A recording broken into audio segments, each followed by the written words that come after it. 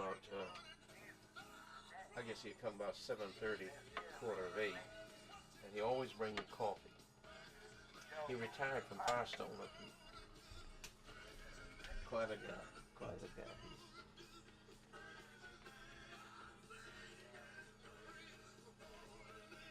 No, at Stoke. And who gave you that job? How'd you get it? Job, you're fine.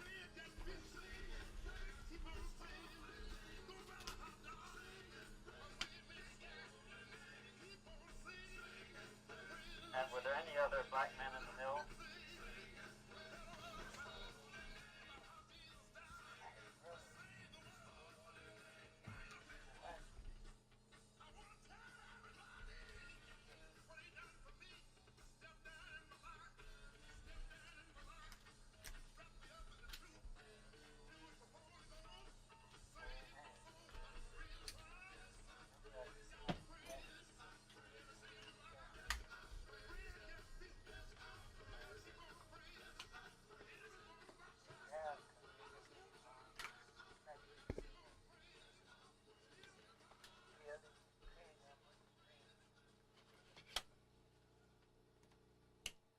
Okay, there you have it. I got to remind you that this is WGAS Radio Studios in South Gastonia, North Carolina, where the time now is 6:30. 6:30. And of course, you who have your ears on want you to know that we got special guests in the studio with us this morning, and they're going to be spotlighting some of our Gaston County leading businesses like textile. You know, this at one time was the textile center of the world. Might still be textile orientated to a great degree. You know, if you're not in textiles, you're textile related somehow. And that's been our area. I can remember when I was first went into the job market, we had 105 textile mills in Gaston County. 105 in Gaston County. That's a lot of textile mills. So everybody worked in the mill. Everybody but us. We worked for the people that worked in the mill. That's the way it was, wasn't it? You know it. Okay, let's be factual about it. Well, they've got some special information I'm going to pass along to you, and some I'm going to try to get, and of course compiling a little information, be able to pass it along to the future generations. Is that all right? Okay. I'm going to give you the opportunity in a little while to give them a call and kind of talk with them after we expose some of what we have here to you. Haven't got it all together yet, but we will before the morning's over. You know how I am, don't you? Well, we'll do it just that way. If you want to come down and pay a visit, come on. Dave William will be here. I know. Dave will be in with the coffee in a little while. And Mildred, you don't have anything to do with what else he brings, okay? Because the doctor usually asks me how I feel when I walk in. And, you know, I'm getting to the place to where I think I ought to tell him that's what I came to him for, to find out how I feel. I'm paying him this good money, and he want to ask me all these questions. How about that? Don't tell him I said that, though. He might be listening, too. And if he is, I hope he just act like I didn't. Let's go a little more music here, and we'll be back with you in a moment.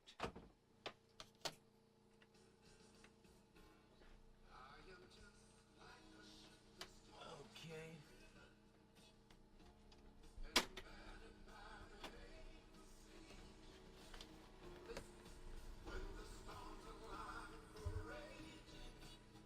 Now, you folk want to give these people some information, just tell them exactly what you're doing and what you want to do? Yes. That'd be great. Okay. Just tell them that we are doing a film about the history of textiles, and particularly in the early 30s.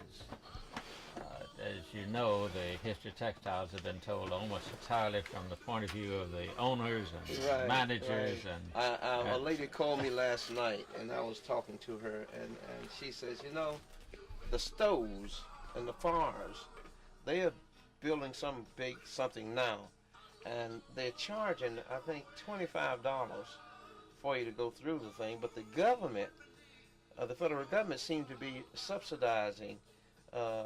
Well, they're really making money. They're making money again over, oh, I don't know. yeah. But you know, the man that's got the money, he's always in the market for making more. Seemingly, the more he gets, the more he wants. That's right. And it's just one of those things. But she was saying that she worked for 50 cents a day, and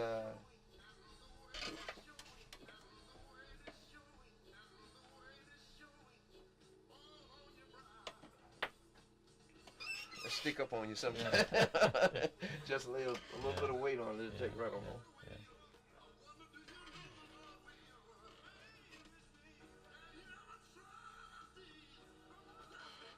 So, you know, she said that the old man, he just really didn't want to pay that 50 cents. And, of course, the wife, she would slip a little extra in, you know.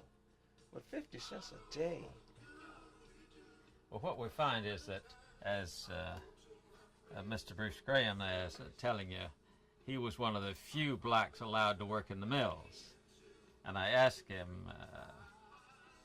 whether any black loom fixers or weavers, and he said no. No. And when I I said can why, remember that. when I said why, he said, "You tell me." And we got a nice little interchange Right. there. Well, now, he, in 1934, he was working at the Eagle, and he, A second, I just want to extend myself. George, yeah, you could do that's that wrong. again. Okay. Listen, You need a chair? no, I'm okay. What I was thinking was that, you might interview Mr. Stoney, as an intro Well, into. well, Do you want to give him the article? yeah. The article about us, yeah, okay. And your name is? And, George Stoney. I'll Stoney. give you a card in just a moment. and you highlight our 1-800 Yeah, number. okay.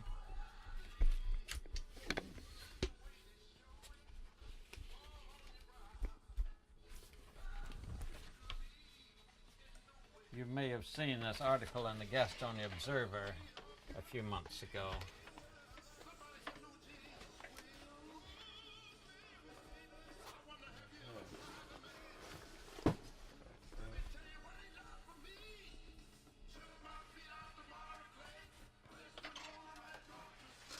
The Gaston Observer, I give them credit for a lot of good things. Oh! Alright, there you have it, and of course around, in a few minutes, matter of fact, we're going to introduce to you, or present to you, one of our very fine young men who is going to make things better for our living area by exposing some of the things of the past. This is what makes it good. When you understand where you're coming from, you can always get where you're going. It's pretty rough for you to try to go somewhere and you don't know where, or you don't know how. Okay, so we have a Mr. George Stoney in the studios with us, and they are making a film on the roots of Gaston County's textile industry from the standpoint of facts, not fiction. And of course, when you sometimes present the facts, it creates a little bit of stuff, but that's all right. We can deal with that. Okay?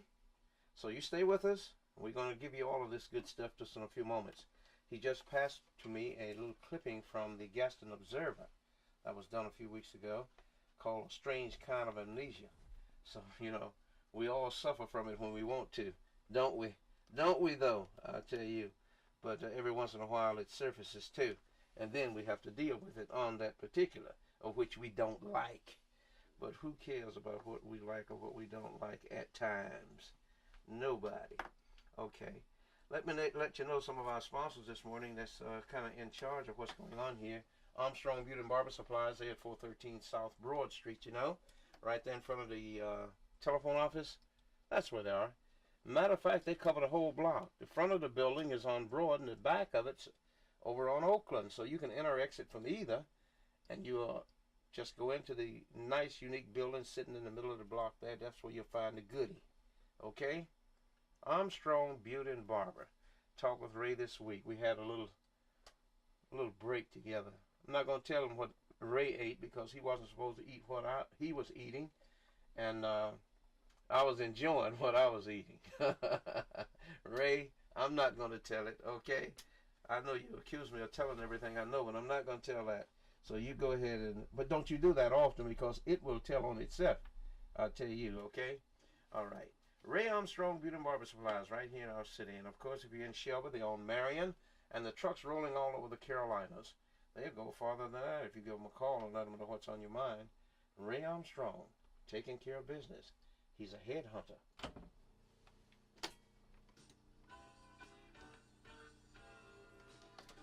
Okay. I'm gonna cue this tape up here. Yeah. You may have to ride the volume a little bit because he's much quieter than I am Oh, on it. that's all right. We'll pump it up. That's the one thing about that.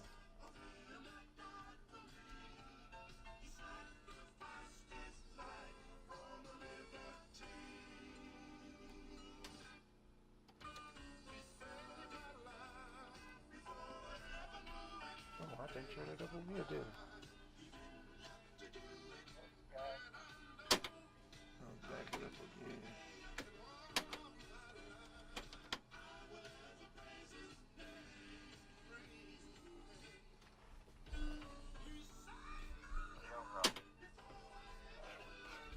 Okay. Now, the way we got hold of Mr. Graham was that we've been doing a lot of research in the National Archives in Washington at the National Recovery Administration. In 34, when Roosevelt came in, they said that the hours should be cut to 8 from 11 or 12. Hold on a minute. I'm gonna put you on again. We gonna all that talk you talking. Okay. You know, you've been talking this several times. You talking right in here. Okay, fine.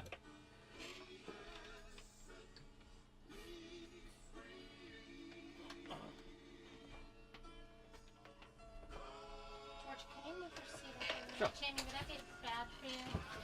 Spin it around, slide in a little closer and clock yourself. Counterclock this a bit. So the camera is your side. Okay, and I would just like to get set up a little bit. Yeah. Wherever you wish. Okay. About 13 years ago, from South Carolina, somebody was doing some research down there in regard to black music. And I was explaining to them that I guarantee them in the next 10 years they would have all kind of black gospel just like them. And I guess now we've got 30 stations. There wasn't any station at that time doing it. So I was pointing out to him, I had a little boy who had just finished school and he was trying to get into it. 1980. I say it's been about 12 years ago. Yeah, that's right. Phone's ringing. Good morning, Christian Radio. Fine, Flory. How are you this morning? Oh, good. Yeah.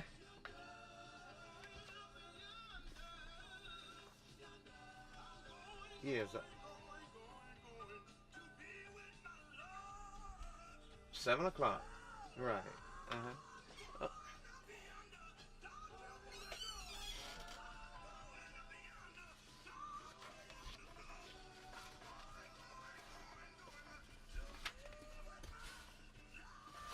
Right.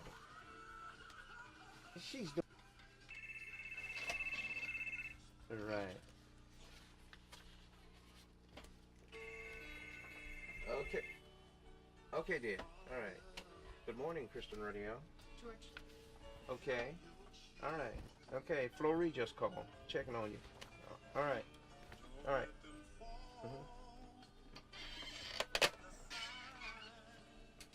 My wife had open heart surgery, and she had 5 bypasses. And of course, I tell her to call me every once in a while, let me know what's happening. I don't want to leave her too long.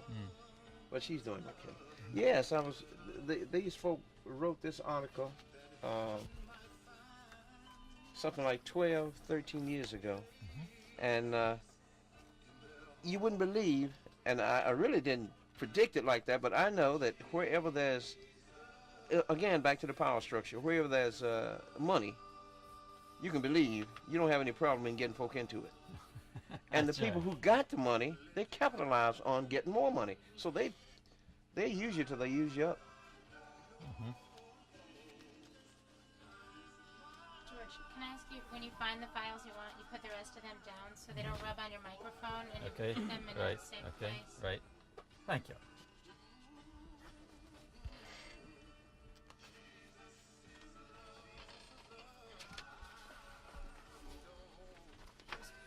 This is one more. Yeah. This is another one from Greensburg. Yeah. And then you have the one from our friend here. In May I keep this? Are you? We can get you a copy of that. Wow, We'll- I'd like to have a yeah, copy. sure, we'll mail you a copy Now, of one that. thing We'll that send you want to tell people, George can tell you about our 1-800 number. Well, we will. You can do whatever. And you can Yeah, help him. sure. We're just in here together. Sure. And we'll expose anything. It really doesn't matter. We'll cut away here and just do whatever we wish to do. Unless you want me to give it to you and leave and go take a break. Absolutely. I'll turn not. it on and I'll go outside and leave. No, Please, no. Don't do that to us. Don't do that to us. What you want to do is tax wax for making tracks?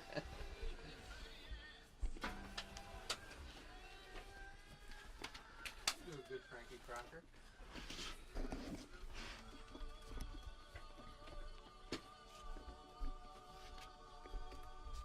15 minutes before 7 o'clock, and I like that last one there. Jesus is love. Okay. Okay, Mr. Stoney, he's here, Mr. George Stoney, and his associates, and of course, he's got some information to pass along to us, some questions to ask us, and a whole lot of good stuff. And of course, we're going to let him too, because we enjoy getting tangled up with good stuff. Don't you? I tell you, Flory, we appreciate your call and your interest, and of course, we want you to know that you can give, if Ottaway is not listening, I'm almost sure he is, but if he's not listening, you better pass along to him, because he was an old textile man, and this, of course, is dealing with textile, which has been the roots of our livelihood in the area. And not only this, but all over the world. Textile has stood out, and Gaston County has been playing a leading role in it, but all of us didn't have the opportunity to be exposed as we should have been, but we played a major part in what has happened in our area. Okay, Mr. George Stoney. And who are you with? We are making a movie supported by the Southern States Humanities Council of North and South Carolina, Georgia, and Tennessee, and they are interested in filling out the history of textiles. As you know, the history of textiles has been told mostly from the point of view of the owners and the manufacturers and the people who made the machinery and, well, the cloth. But you very seldom hear about the people who sweat to make that cloth, the workers, the people who lived in the villages. And so we're trying to tell that story to complete the history. Okay, I can see now that what you really need is some of these elderly people who worked in those areas to come forward and give you some information. That's right. All Now, right. we're concentrating on the events of the early 30s. That is when Roosevelt came in and the people who'd been working 11 or 12 hours a day were able to work just 8 hours a day. Now, we were out just yesterday talking with Bruce Graham. He's a fellow 85 years old Okay. who told us that he worked for 11 hours a day, and when Roosevelt came in and made it 8, he could go home and farm too. Well, now, is this the tape we have here? This is a tape of Bruce Graham. Okay. I was talking, and you'll hear what he says about the working in textiles. Okay, well, let's run this tape and see what he's got to say, and we'll come back and discuss it some more. Okay, good. Okay? Well, let's go back.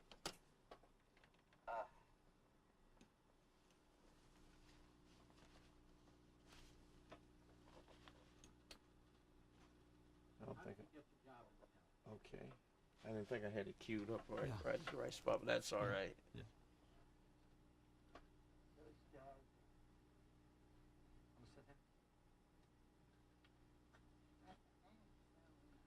We're out there on his hog slab on his farm. Right.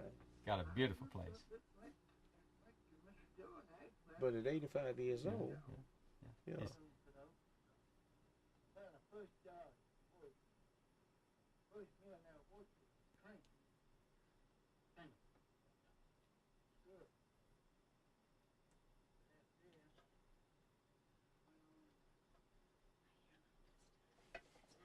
well, you can talk.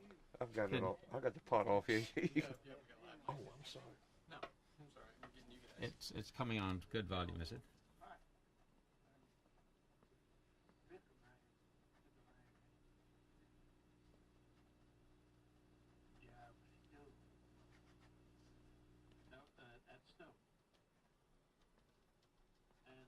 gave you that film? How'd you get it?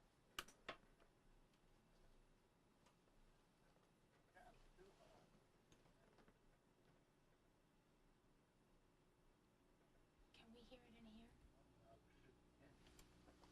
Mm-hmm. There's another radio on the other side over there.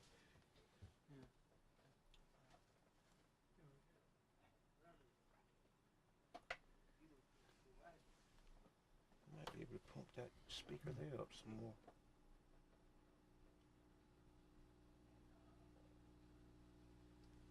Jim Lane, he was there. Green hat. I'm back on the black hotel when I first started. And about the state hour come in, there was hardwood black people standing in the middle. But still, they didn't pay them what they paid the white. Did you ever spin or weave or anything like that?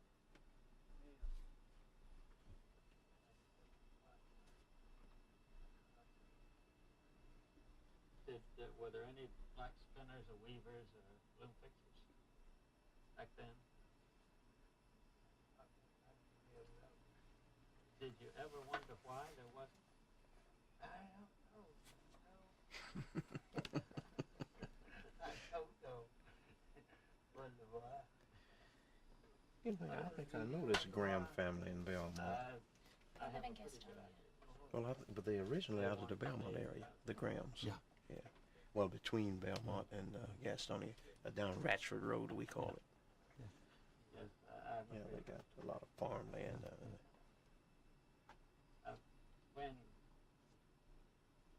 when you worked in the mills, what was it like? Was it heavy work? Was it? Oh, I was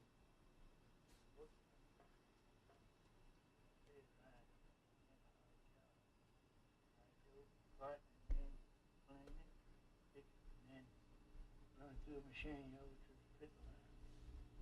Hard job. I put in my 8 hours. I think you can cut it there. That man worked there. How did they treat you in the mill? Wait, I this is tell you the truth, they treat me No, no. bad, but the Just let me know when. only thing I had, you could drink out of the fountain, not put a fountain in there. We just moved to the other. I just drink out of the well.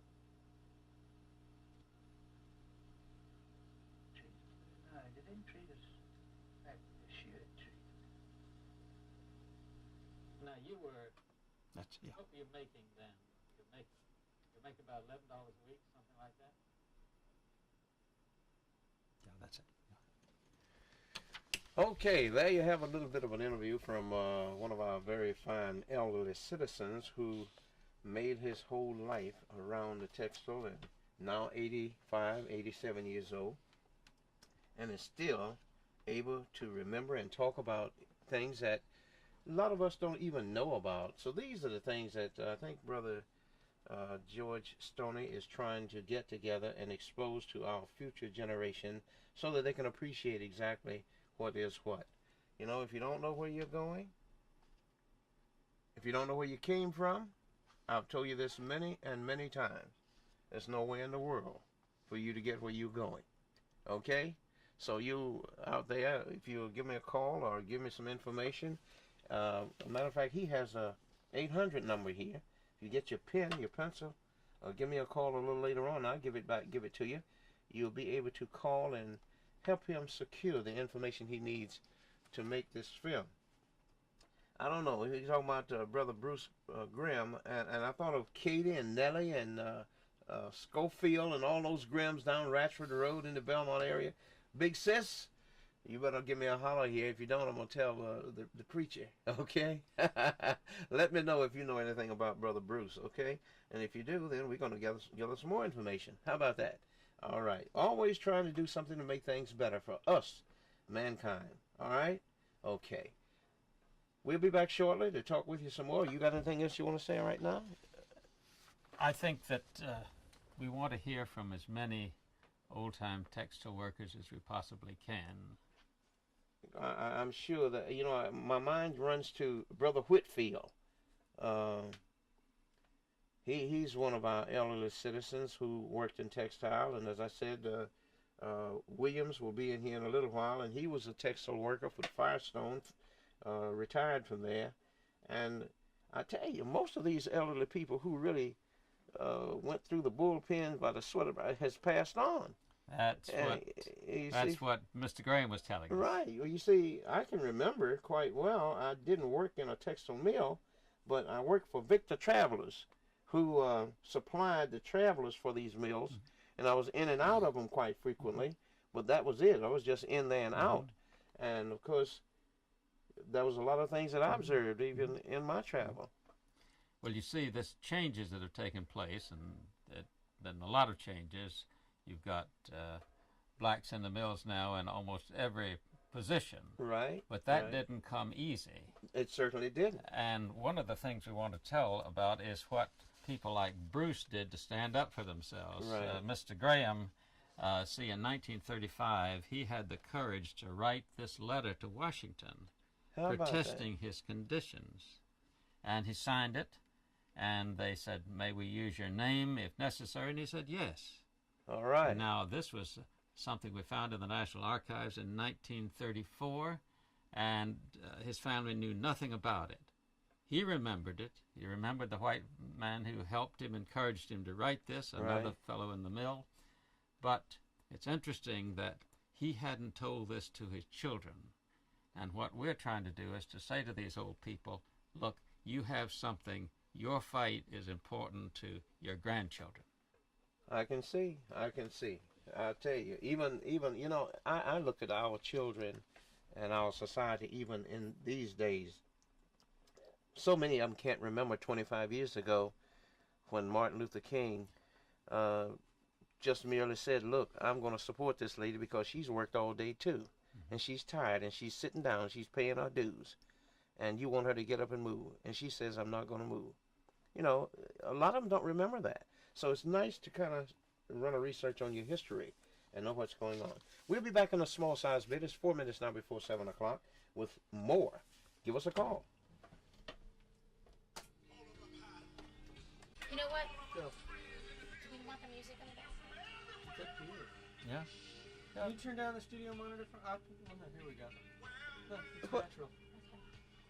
Alright. What are you doing? Oh, no, I was... Nothing. We're arguing. I think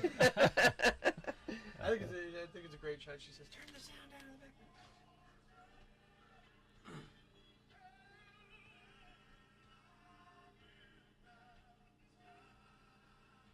Well, I'll tell you, that's something. Judy found that in the National Archives.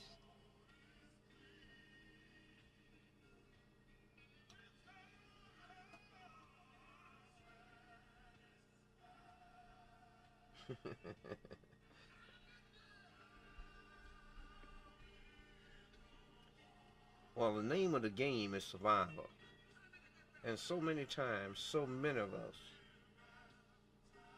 who was oppressed, you had to do something to survive. Now, I can remember my father coming home from Firestone Mill. He worked 12 hours a day. And he had a little brown envelope about as big as this, might be a little bigger, and it had $9.41 on it. Oh, I thought that was something. He come home with that cash money in that thing, in his bib overalls. Oh, well, we were living good because we everything we ate was on the farm. Yeah. And there were 6 of us. Mother died when I was 12. I was the older, and Dad wanted to make sure that we all at least finished high school. And I wanted to be a doctor or a lawyer, and he told me point blank, he says, "I can't send you to school for that. I don't have the money.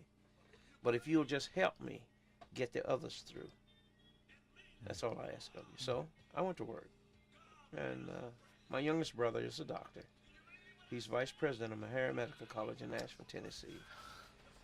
And he's 54 years old. It's 2 years difference in all of our ages. So he'll be 65 in September. I was 65 in May. And I don't have anything, hadn't done too much, but I've gotten along pretty good. At 65, and the only thing I've done is lost one sense. I let them keep messing with it, to both of them. And of course, this one gave me so much trouble. They put it out, and then I wouldn't let them bother the other one anymore, and I got along pretty good with it. I should have left it alone in the first place. But when you got more money, you got sense, you do foolish things. Spent all that money on that, about $50,000 on an eye, and then lost it, lose it. Oh, boy. Yeah. But that's a remarkable glimpse into history. Isn't I it? tell you, that's something. It's courage. Courage. It's courage. And that's what we want. That's why we want to get these old people to come forward, you see. And you got a lot of them who might, and you got a lot of them who won't. Sure. You know, that thing called brainwashing is something.